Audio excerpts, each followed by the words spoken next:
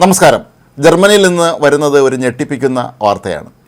അവിടെ ഒരു palliative കെയറിലെ doctor നേരത്തെ 4 രോഗികളെ കൊന്നു എന്ന പേരിൽ അറസ്റ്റിലായിരുന്നു. എന്നാൽ ഏറ്റവും ഒടുവിൽ പുറത്തു വരുന്ന റിപ്പോർട്ട് അനുസരിച്ച് ഇയാൾ 15 രോഗികളെ കൊന്നിട്ടുണ്ട് എന്നാണ് ഇപ്പോൾ വെളിവാക്കപ്പെട്ടിരിക്കുന്നത്. 12 സ്ത്രീകളെയും 3 പുരുഷന്മാരെയുമാണ് ഇയാൾ കൊന്നു തള്ളിയത്. 2021 മുതൽ 2024 വരെയുള്ള കാലഘട്ടത്തിലാണ് ഇത്രയും പേരെ ഇയാൾ കൊന്നത് എന്നാണ് പറയപ്പെടുന്നത്.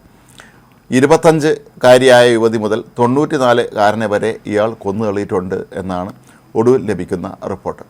മാത്രമല്ല, ഇവരുടെയൊക്കെ മരണങ്ങൾ തീപിടുത്തത്തിലാണ് ഉണ്ടായതെന്ന് വരുത്തി തീർക്കുന്നതിന് വേണ്ടി ഇവർ താമസിച്ചിരുന്ന വീടുകൾക്ക് തീ വച്ചിട്ടുള്ളതായും പോലീസിന് വിവരം ലഭിച്ചിട്ടുണ്ട്.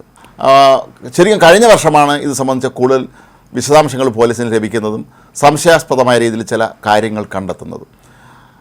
തീപ്പൊള്ളലേറ്റ് മരിച്ച വളരെ പ്രായമായ അവസ്ഥയിലുള്ള അല്ലെങ്കിൽ രോഗാതുരരായ പലരെയും കുറിച്ചുള്ള അന്വേഷണമാണ് ഇത്തരത്തിൽ ഒരു വെളിവാക്കലിലേക്ക് ചെന്നെത്തിയത്. ഈ സുഖമില്ലാതെ കിടന്ന പലരും അതീവ ഗുരുതര അവസ്ഥയിലായിരുന്നില്ല, അതായത് മരണാസന്നരായിരുന്നില്ല എന്ന് തന്നെയാണ് പോലീസിന് മനസ്സിലാക്കാൻ കഴിഞ്ഞത്. ഇത്രയധികം പേർ എങ്ങനെയാണ് തീപിടുത്തത്തിൽ മരിച്ചത് എന്നതും പോലീസിന് സ്വാഭാവികമായും സംശയമുണ്ടാക്കി. അങ്ങനെയാണ് ഇത് സംബന്ധിച്ച വളരെ കൃത്യമായ അന്വേഷണം ഒടുവിൽ ഡോക്ടറിലേക്ക് തന്നെ ചെന്നെത്തിയത്.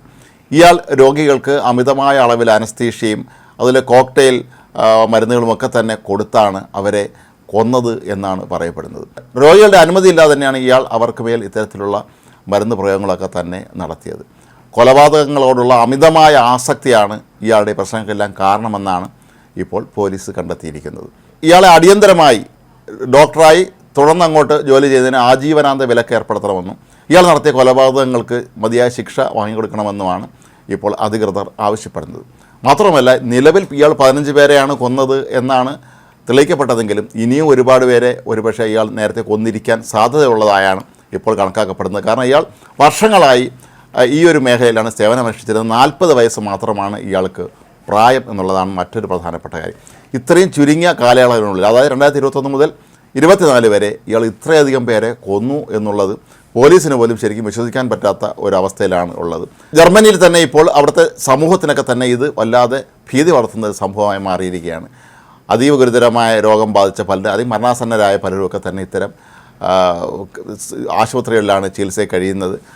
അവരെ ചികിത്സിക്കാൻ ഇനി എന്ത് ധൈര്യത്തിൽ അവിടെ കൊണ്ടുവന്നാക്കും എന്നാണ് ഇപ്പോൾ പലരും ഭയക്കുന്നത്. കാരണം അത്യാസന്ന നിലയിലുള്ള രോഗികളെ കൊല്ലുന്ന ഇത്തരത്തിലുള്ള ഡോക്ടർമാർ പോലും ഉണ്ട് എന്നുള്ളത് അവരെ സംബന്ധിച്ചിടത്തോളം ഞെട്ടിപ്പിക്കുന്നൊരു വാർത്തയാണ്.